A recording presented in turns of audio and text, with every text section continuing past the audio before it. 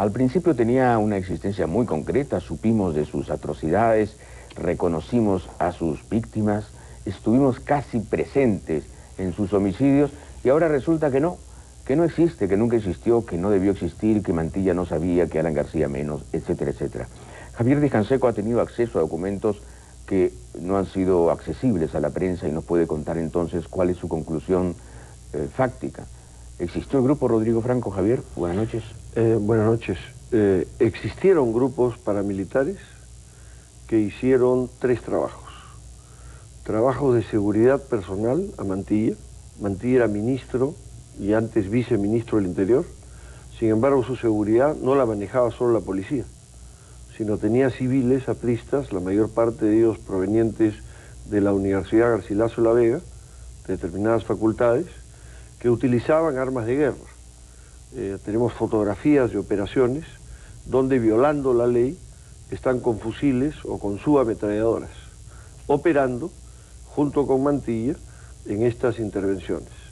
En este equipo de seguridad jugó un papel muy importante en la relación y el entrenamiento Jesús Miguel Ríos Sáenz, alias el Chito Ríos. Este, a su vez, fue parte de un segundo grupo, un grupo de inteligencia.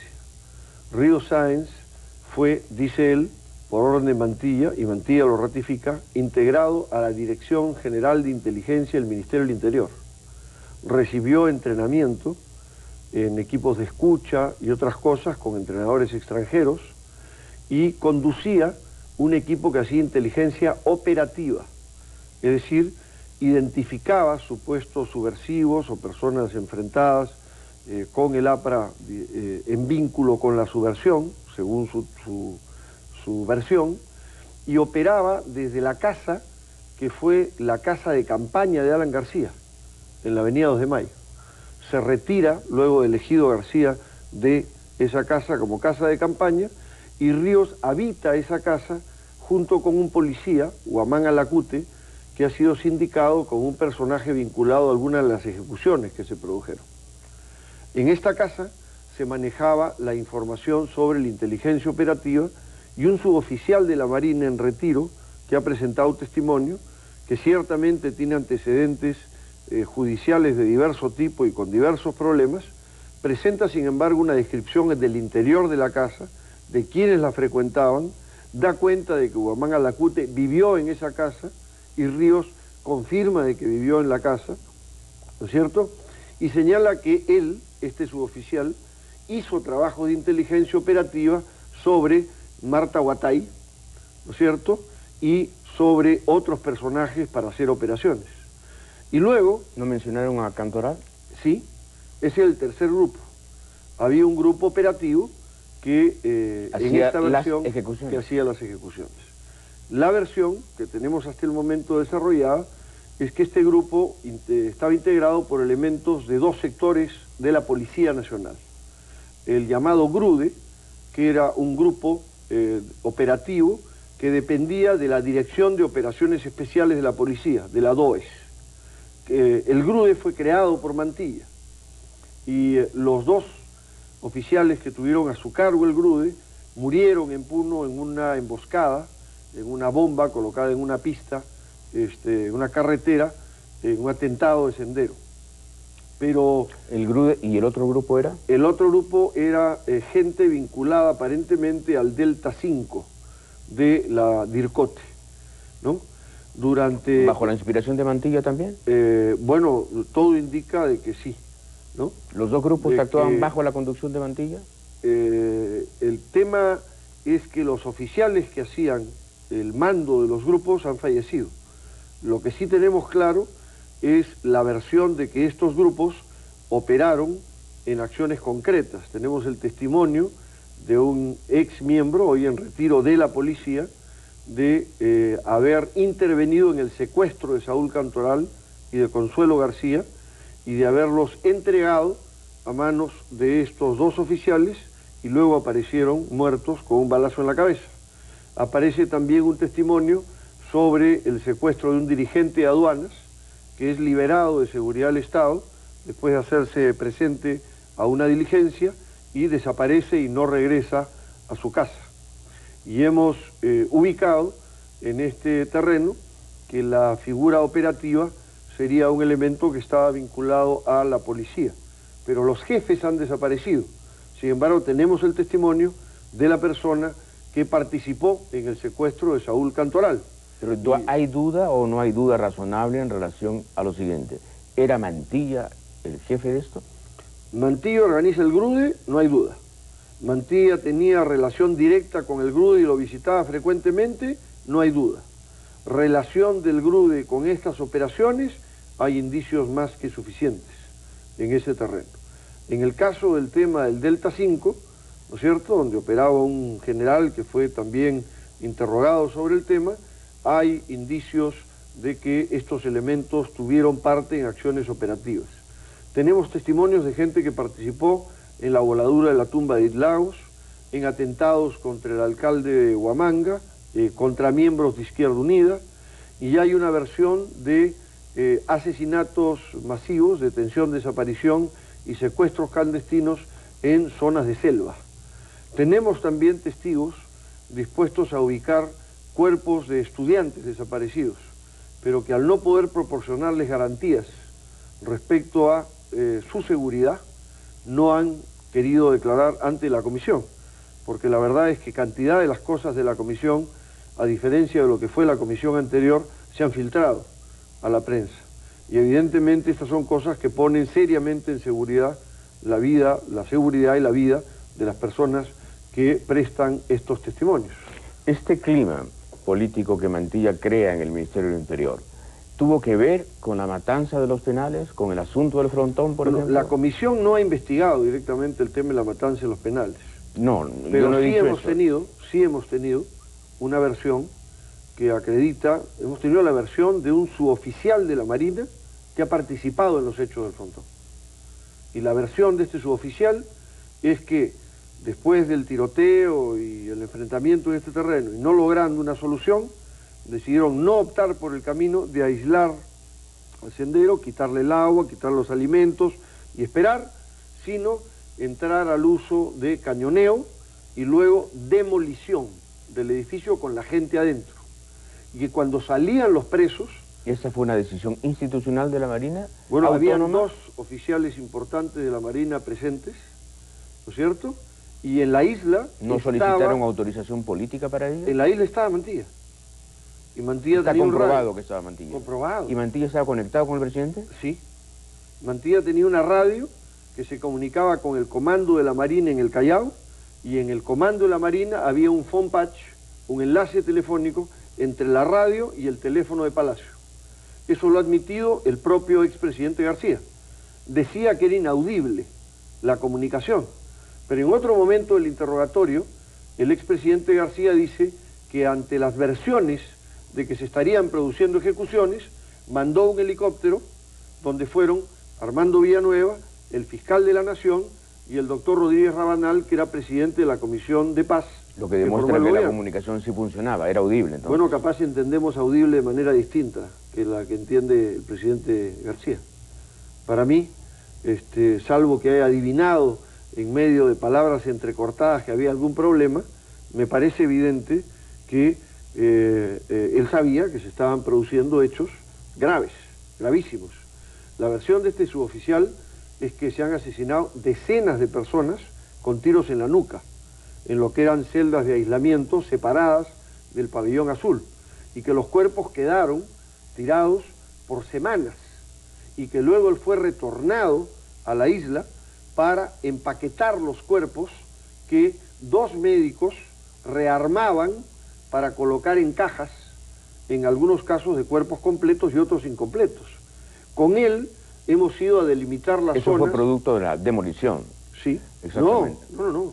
O sea, eso fue gente que salió de el edificio, era un edificio donde Sendero había construido un sótano. Los que salen del pabellón azul entonces son ajusticiados. Exactamente. A un costado. Sí. Y esos son los cuerpos desmembrados. Hay una doble versión. Correcto. Hay una versión de que al salir les disparan a algunos desde dentro del pabellón azul, pero que luego los que salen son capturados por los elementos que estaban operativos de la Fuerza Armada, de la Marina en concreto, y son ajusticiados en celdas de aislamiento uno por uno y los cuerpos quedan tirados ahí. Luego, él regresa y encuentra los cuerpos tirados, vuelve a su trabajo normal y luego se encuentra con que los cuerpos habían sido colocados en lo que había sido el sótano de este pabellón y estaba en absoluto estado de descomposición. Es de ese sótano de donde sale el sobreviviente que yo escuché en un programa. Tú te preguntabas cómo era posible que salga. Este hombre tenía no sé cuántas heridas. 12 balazos. Bueno, pero ¿sabes qué? Sonia Goldenberg lo investigó y lo entrevistó. Y la verdad es que el caso existe. El hombre apareció, lo colocaron como muerto, ¿no es cierto? Y se apareció, levantó entre los muertos. Sí, y hubo una discusión, según su versión, de qué hacían con él, porque ya habían entregado la lista de los sobrevivientes y de los muertos. Entonces, una versión que hemos recibido es que dicen, ejecútenlo porque no está en la lista de los vivos, ¿no? ¿Pero se compadecen de él? Sí. La versión y eso sí fue lo que me extrañó, porque de un comando, imagínate, que había asesinado a decenas. Hay una cosa curiosísima, César. Tú sabes que en uno de los cementerios donde enterraron a los senderistas, uno de los oficiales de la Marina y los elementos hicieron misa después del entierro, y cuando hemos ido a ubicar las fosas, hemos encontrado cruces que dicen NN, pero todas tienen atadito con una pita, una florcita, todas idénticas, hechas aparentemente por la misma mano. Yo me pregunto si detrás de esto no hay algún tema también místico, entre comillas, ¿no es cierto?, de relación con el tema de la muerte en este campo. La verdad es que no sé. Pero aunque esto no lo ha investigado la comisión, sí hemos recibido este testimonio, que es contundente, y que es un hombre que, como en el libro del vuelo, no puede dormir. No puede dormir. Entonces vive con la pesadilla de esta cosa espantosa que ha vivido, ¿no es cierto? Y sacudido por el tema. De haber estado y eso que infierno, es un hombre, ¿no?, que que tiene una apreciación de que uno de los oficiales que operó ahí al mando era un hombre valiente, que dirigía la tropa, porque en algún momento señala que los senderistas con 4 fusiles o 2 fusiles y otro tipo de armamento hacen retroceder a la tropa. Y que este oficial encara, empuja, ¿no es cierto?, el enfrentamiento y encara a la tropa en el enfrentamiento. Pero el tema no es el enfrentamiento, el tema es el post-enfrentamiento. Regresando al tema central de la entrevista, en el asunto Rodrigo Franco, la responsabilidad política, ¿a quién pertenecería? Bueno, sin duda a Mantilla, sin duda, porque Mantilla proporciona armas, consigue armas de Discamic en remate, que las compra él y luego las asigna al personal de seguridad y a los elementos operativos. Armas de guerra. Coloca y paga gente. Las licencias son de armas para civiles, pero es obvio que también habían armas de guerra. Ya. Hay entrenamiento en dependencias policiales.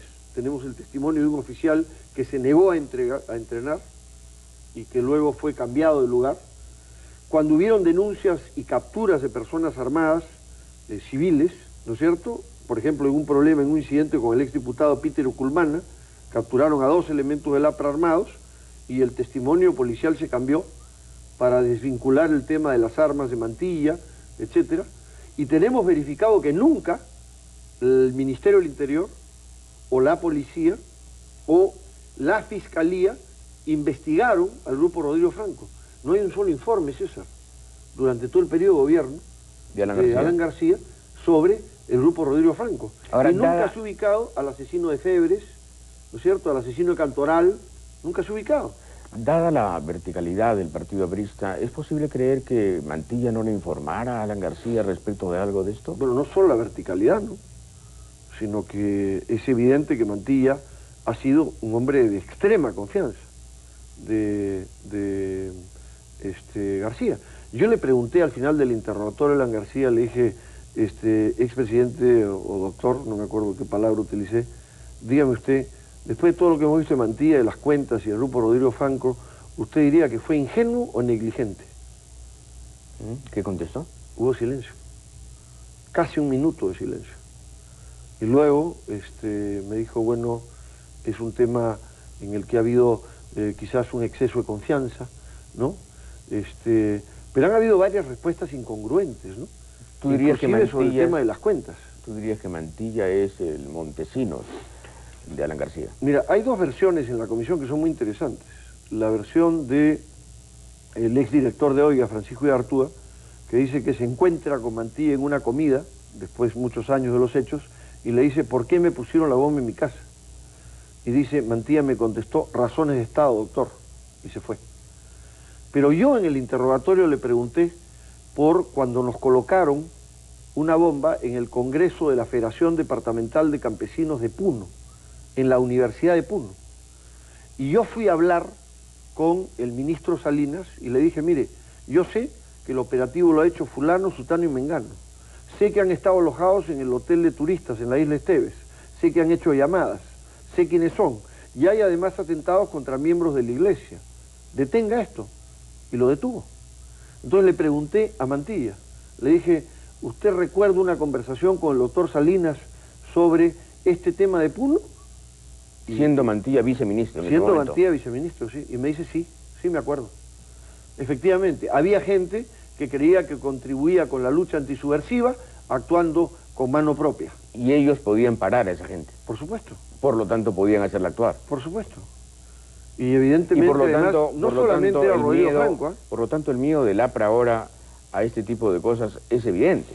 Ah, por supuesto. Y toda la discusión en torno a la Comisión de Fiscalización y el clima crispado que hay, se explica, ¿no? Bueno, pero es un hecho en el cual yo estoy sorprendido, porque si tú recuerdas esta página de un diario, ¿no es cierto? El APRA acusa al señor Toledo de no cumplir sus compromisos, ¿no es cierto?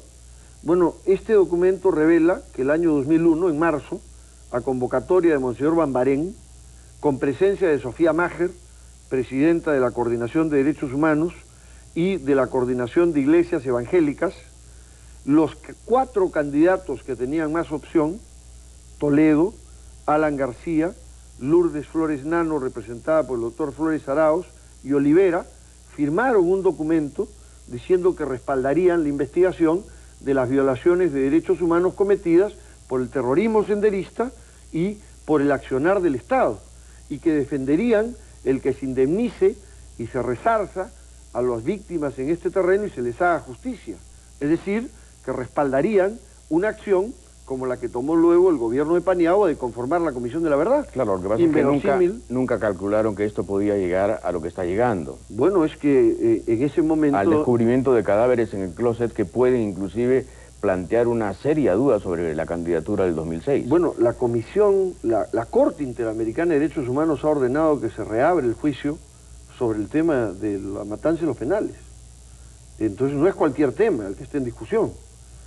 A mí no me sorprendería que dentro de poco alguien arranque una campaña diciendo volvamos a desafiliarnos de la Corte Interamericana de Derechos Humanos. Pero lo más ridículo de todo esto es que el tema de la Comisión de la Verdad aparece ahora planteado, el 28 tiene que presentar el informe y el señor Valdés, siguiendo la posición del congresista Rey, propone disolver la comisión. Y el APRA propone que el informe de la comisión sea secreto, o sea que no lo conozcan los peruanos, ¿no es cierto? Y a alguien en el Congreso se le ha ocurrido que el Congreso tiene que visar el informe de la Comisión de la Verdad, como si el Congreso hubiera hecho la investigación. ¿Cómo voy a visar yo un informe de una comisión aparte? ¿Acaso ellos han estado en los interrogatorios, en las audiencias abiertas? ¿Tienen el cálculo de los muertos? ¿Han entrevistado a los sobrevivientes? En suma, hay escalofrío, ¿no? Yo no tengo duda de que hay escalofrío. Hay escalofrío por un lado y hay cálculo político por otro.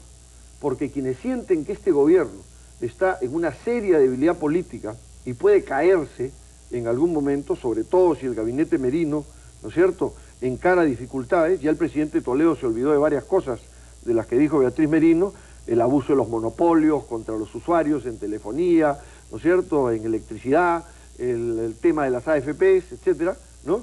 Yo creo que hay gente que piensa que si se cae el gobierno, no les vendría mal una vieja relación política con el aparato militar. Y esa relación la quieren construir no sobre un nuevo aparato militar democrático, respetuoso de las normas, sino sobre un aparato que recibe impunidad. Claro. Y si das impunidad a los que mataron, ¿por qué no le vas a dar impunidad a los que robaron? Que robar es menos peligroso que matar. Son interlocutores, digamos, dialogantes mutuamente extorsionables, ¿no? Sí. Tú tienes rabo de paja, yo tengo rabo de paja, vamos a ser amigos. Exactamente. El silencio es nuestra mercancía y listo. y el país sigue adelante. Bueno, pero es un problema bien serio. Es bien serio. Yo creo que la gente debe tener muy claro Moralmente muy qué serio. cosa hay detrás de esta campaña. Porque toda esta acusación contra Churliza y Diego García Sayán, no nos olvidemos que Diego García Sayán fue ministro de Justicia, tuvo a su cargo la conducción de la Procuraduría que produjo las investigaciones UGAS, ¿no es cierto? Y las primeras grandes denuncias respecto a las irregularidades, los robos y los malos manejos, ¿no es cierto? Y no nos olvidemos también de que en cualquier aparato de inteligencia siempre hay relaciones con los sectores subversivos. Mira, César, si algo tengo yo que reconocer a Montesinos, es que produjo la escisión de Sendero. Cuando Abimael Guzmán firma la carta de la solicitud del acuerdo de paz, se quiebra Sendero Luminoso. Entonces yo me pregunto, ¿eso es negativo o positivo? Al Perú, ¿qué le convenía? Entonces, uno nunca habla con los presos y con los delincuentes y con los acusados sentenciados de terrorismo. Hombre, es absurdo. No solamente no se habla, no solamente hay que hablar, hay que a veces negociar cosas. Exactamente. Con la cúpula derrotada de un partido terrorista. Exactamente. Pero hay las otro autoridades españolas tienen conversaciones con ETA, con dirigentes de ETA. Pero hay otro elemento, ¿sabes qué? Que no se han dado cuenta de lo que han hecho al sacar estas conversaciones de Churliza. ¿Sabes qué está demostrado? Que la Marina conoce todas las conversaciones y movimientos de Guzmán. Y que por lo tanto es imposible que se filtre directivas a Sendero que la Marina no conozca. Porque si la Marina se atreve a firmar, a filmar y a grabar, ¿no es cierto?, a un enviado del Ministerio de Justicia en una reunión con los dirigentes de Sendero, imagínate si no va a tener grabadas las conversaciones con los abogados, etcétera. Entonces, por un lado, por lo tanto, tenemos que decir que todo es una coladera. Cualquier directiva de Guzmán que se haya cumplido ha tenido que contar con la anuencia de la Marina. De por lo menos y en de segundo los lugar, que tienen a su cargo el tema. Claro, ya fue destituido el jefe justamente de todo esto. Pues, César, o sea, y lo segundo, y me parece más grave, es que la Marina tiene ya un vínculo orgánico con la mafia de los Wolfenson. Bueno, yo no tengo ninguna duda de que esta es una relación donde hay elementos de la Marina. Yo no diría la Marina en su conjunto, como en otras instituciones, donde Montesinos sigue manteniendo mucho peso. Mucho peso. Así es. Y gente a la que le dio vehículos. Porque le han entregado al diario de la putrefacción, le han entregado precisamente la cinta. No tengo ninguna duda. Incriminatoria, supuestamente. Así es, así es. Y entonces estamos ante un caso grave en todo el sentido de la palabra, ¿no? Y estamos demostrando cómo el tema de la mafia fujimontesista no es un invento. Está vivita y coleando. Y yo diría que poderosa, ¿no? No solo es poderosa, ¿sabes qué? Sino que en los penales se mueve como Pedro en su casa. Como Pedro en su casa. Así es. ¿Sabes quién está castigado hoy en el penal Sarita Colonia?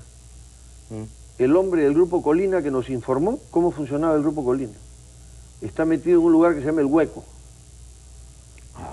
Lo han represaliado. ¿No es cierto? Y dicen que es porque se porta mal o porque lo encontraron tomando, etcétera. Es un tipo que está totalmente aislado del resto del Grupo Colina, que puede salir al patio, que puede conversar, que recibe visitas frecuentes, etcétera. Ese es el que está en El Hueco. Con la versión de que lo ha encontrado en 3 ocasiones agredido a otra persona. Oye, tú eres un colaborador eficaz y estás rodeado de los acusados, estás en el mismo penal y en esa condición. Entonces yo quisiera pedirle al ministro de Justicia que, aparte de un reglamento penitenciario para las personas sentenciadas por terrorismo que tengan una vinculación con grupos activos operando, ¿no?, que sea rígido con la forma como opera la mafia fujimontesista, que hace y deshace como quiere. La carta que tú has mostrado el otro día evidencia qué tipo de relaciones tenían establecidas. Tú sabes cuánto gana un director de penal, ¿no? Es una miseria. Imagínate esta gente que se ha levantado al país en peso, qué cosa no podrá hacer para tener condiciones de libre acción en este terreno. Claro. Javier, tenemos que cortar la conversación. Gracias. Javier Descanseco ha estado con nosotros.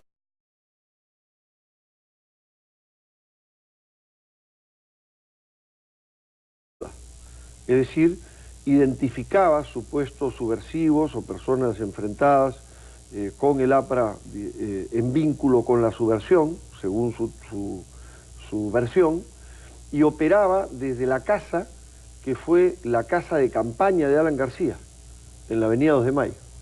se retira, luego de elegido García, de esa casa como casa de campaña, y Ríos habita esa casa junto con un policía, Huamán Alacute, que ha sido sindicado con un personaje vinculado, Jesús Miguel Ríos Sáenz, alias el Chito Ríos.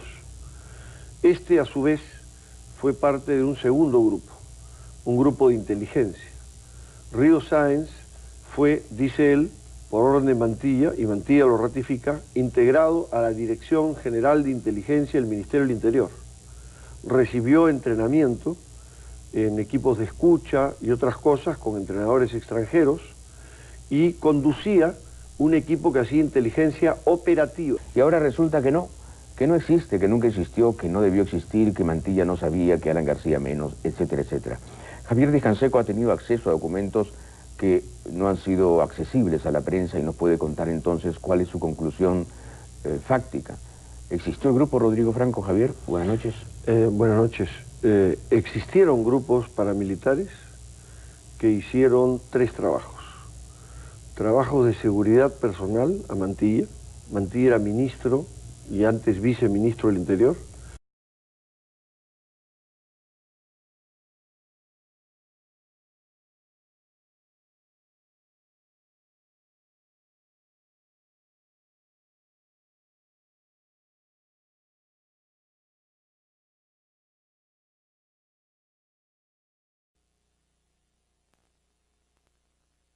Al principio tenía una existencia muy concreta, supimos de sus atrocidades, reconocimos a sus víctimas, estuvimos casi presentes en sus homicidios. Sin embargo, su seguridad no la manejaba solo la policía, sino tenía civiles apristas, la mayor parte de ellos provenientes de la Universidad Garcilaso de la Vega, de determinadas facultades, que utilizaban armas de guerra. Tenemos fotografías de operaciones donde, violando la ley, están con fusiles o con subametralladoras, operando junto con Mantilla en estas intervenciones. En este equipo de seguridad jugó un papel muy importante en la relación y el entrenamiento